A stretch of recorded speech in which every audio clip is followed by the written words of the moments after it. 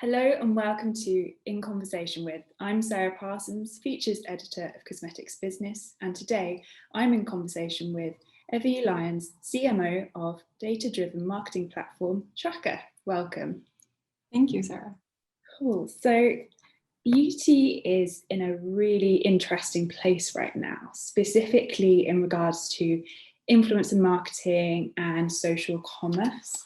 And so before we get, and there's a lot to talk about, but before we get started, I wanted to talk to you about the evolution of social commerce.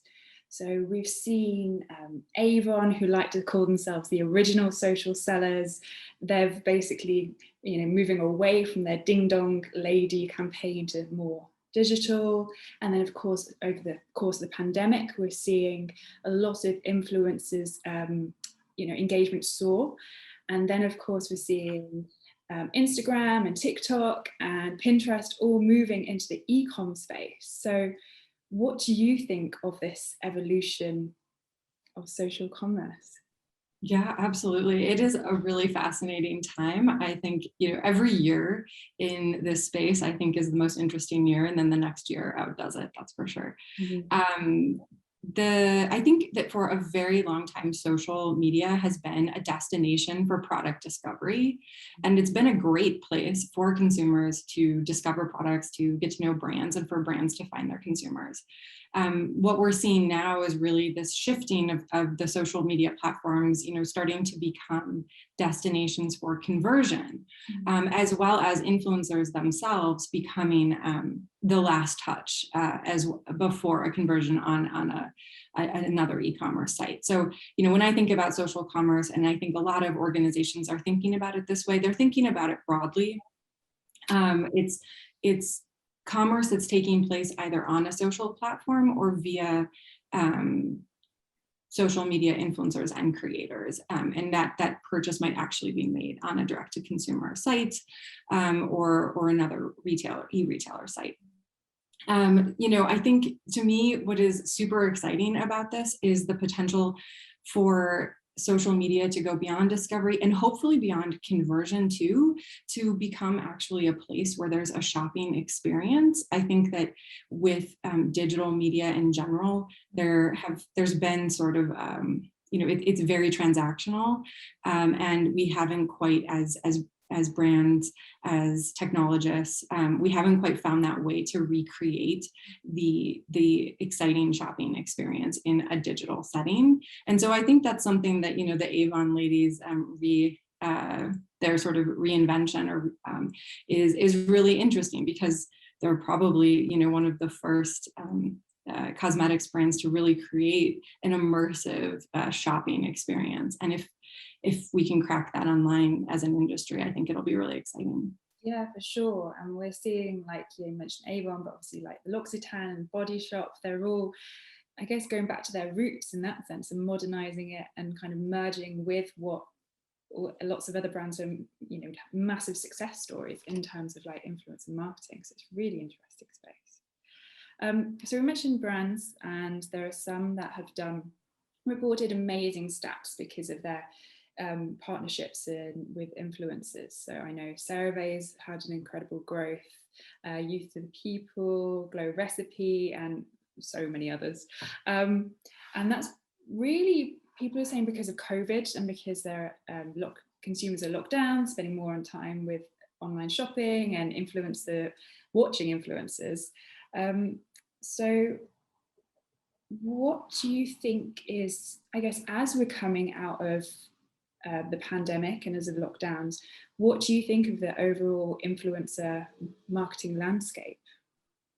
Absolutely. I mean, I think influencer marketing is here to stay. It was growing before the pandemic. The pandemic definitely, I think, accelerated a lot of the programs that brands were perhaps experimenting with, and also really just emphasized the consumer demand for influencer and creator content.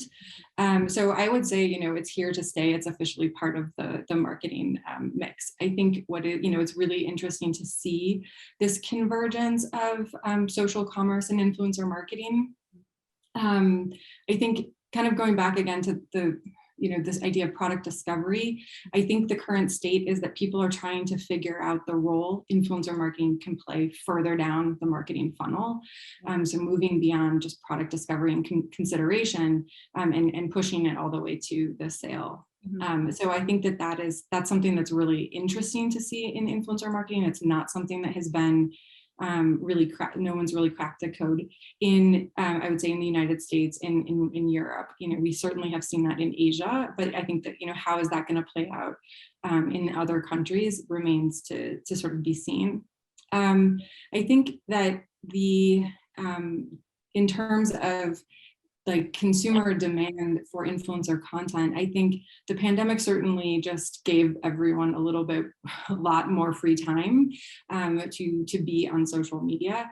But I think that the things that brands like CeraVe, Function of Beauty, and others, especially in skincare and hair care, figured out during the pandemic is that consumers want to know how these products work.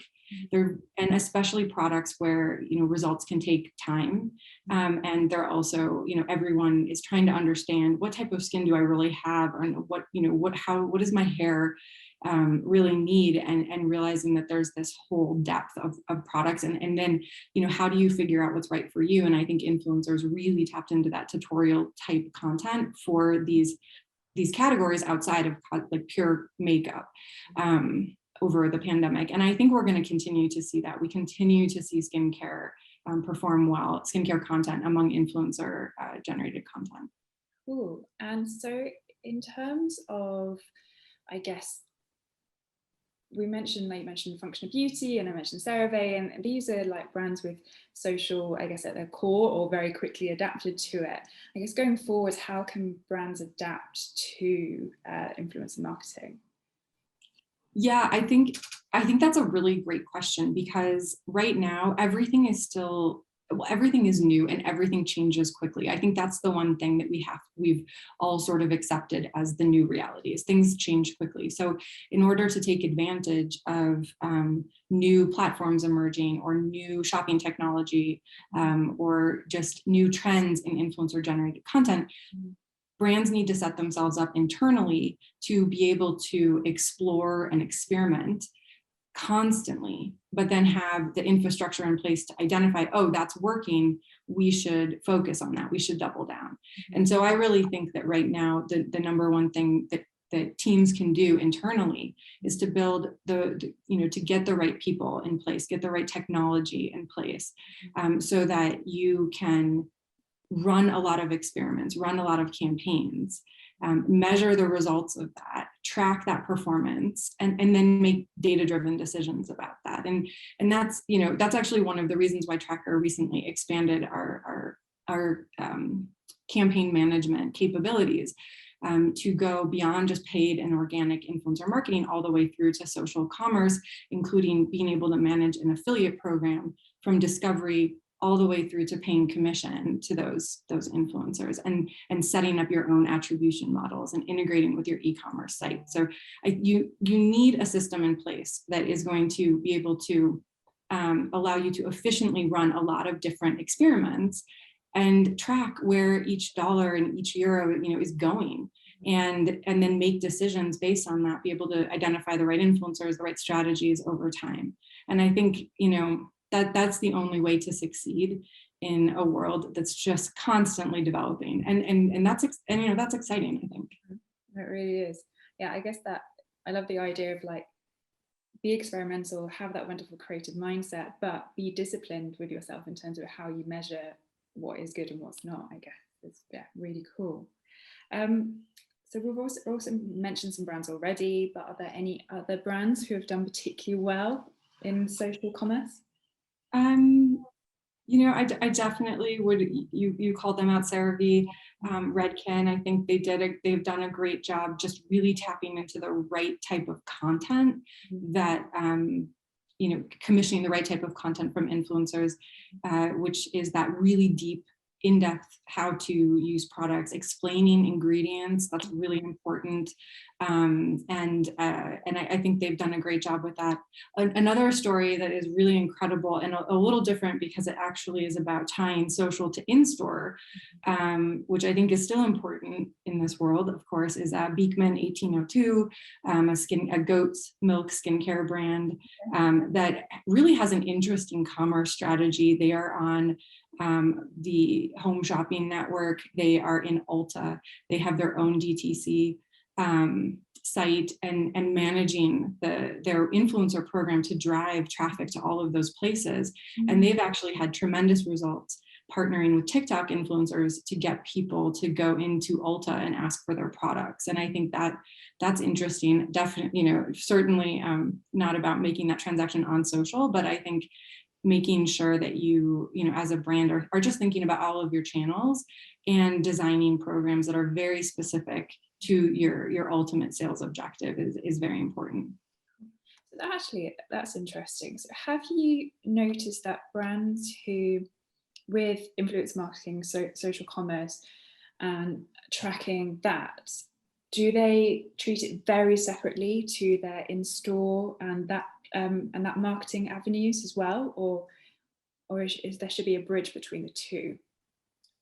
There's certainly, I think there's certainly a bridge. I think one way of thinking about it is most brands will have the notion of they're always on influencer roster, and those are people who they are partnering with over the long term, and through multiple activations over a year or longer. And then there's the notion of campaign specific activations.